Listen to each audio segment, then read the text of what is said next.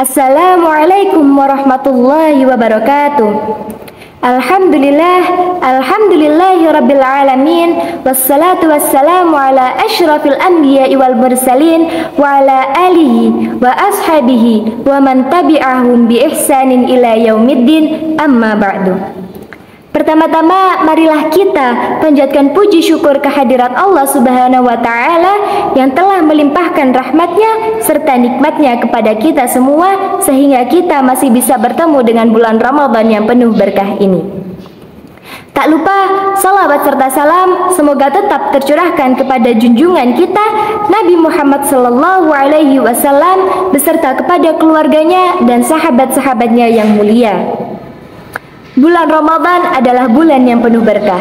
Di dalamnya kita dianjurkan untuk menambah serta memperbaiki ibadah kita menggunakan amalan sunnah, di mana pahala dan dosa juga akan dilipat gandakan. Tak heran jika keutamaannya setara dengan keistimewaannya. Dalam hadis Abu Hurairah radhiyallahu an, "Man qama Ramadana imana wa ihtisaban, ghufira lahu ma taqaddama min dambi." Man qama Ramadana, barang siapa yang melaksanakan atau mengerjakan qiyam pada bulan Ramadan, imana karena iman, wa ihtisaban dan mencari pahala, ghufira lahu maka diampuni untuknya ma taqaddama min dambi, apa yang telah lalu dari dosanya. Dalam hadis ini diterangkan tentang keutamaan salat tarawih yang pertama, yaitu diampuni dosa-dosa yang telah lalu. Lalu, apa yang dimaksud dengan dosa-dosa yang telah lalu? Pada pendapat lain diterangkan bahwa dosa yang dimaksud adalah dosa-dosa kecil. Dan dilihat juga dengan niatnya, semata-mata karena Allah atau riya. Keutamaan salat tarawih yang lainnya dijelaskan pada hadis berikut. Man qama ma'al imami hatta yang sarifa kutiba lahu qiyamul lailah. Man qama ma'al imami hatta yang sarifa, siapa saja yang mengikuti salat tarawih berjamaah bersama imam sampai selesai, kutiba lahu maka untuknya itu dicatat qiyamul lailah, seperti orang yang melaksanakan salat semalaman penuh. Hadis ini menerangkan tentang keutamaan salat tarawih yang lebih istimewa, yaitu dicatat pahalanya seperti orang yang melaksanakan salat semalaman penuh. Seperti yang kita ketahui, pada umumnya salat tarawih memiliki durasi yang kurang dari 1 jam. Lalu bagaimana dengan pahala yang diberikan oleh Allah sebagai ganjarannya?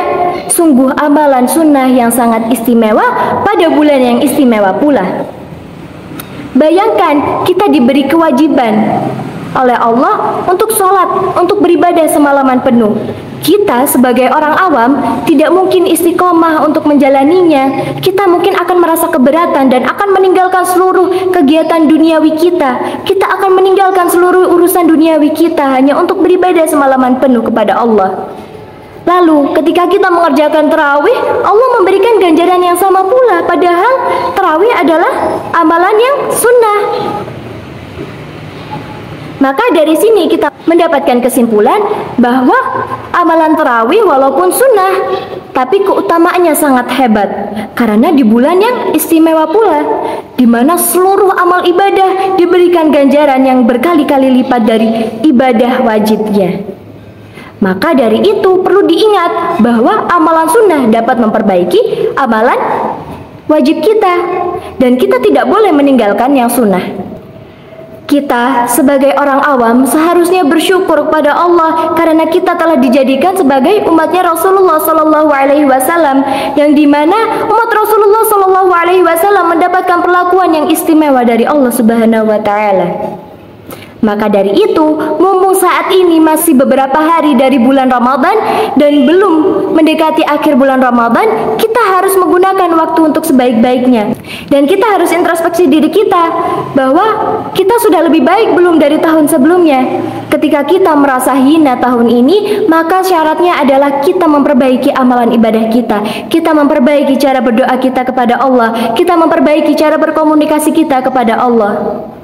Selama 1 bulan ini, kita harus menggunakan waktu untuk sebaik-baiknya, memperbaiki seluruh amalan ibadah kita, dan kita tidak boleh lalai dalam ibadah kita. Dan kita juga harus memperbaiki kepribadian kita kepada orang lain. Kita sudah baik belum kepada orang lain? Kalau kita belum baik kepada orang lain, maka kita harus ridho kepada diri kita sendiri untuk melakukan perubahan. Mungkin sekian yang bisa saya sampaikan. Jika ada tutur kata kurang yang berkenan dari ucapan saya meminta maaf yang sebesar-besarnya. Unzur maqala wala ta'unzur maqala. Wabillahi taufiq wal hidayah wa ridha wal inayah wal afwa minkum. Wassalamu alaikum warahmatullahi wabarakatuh.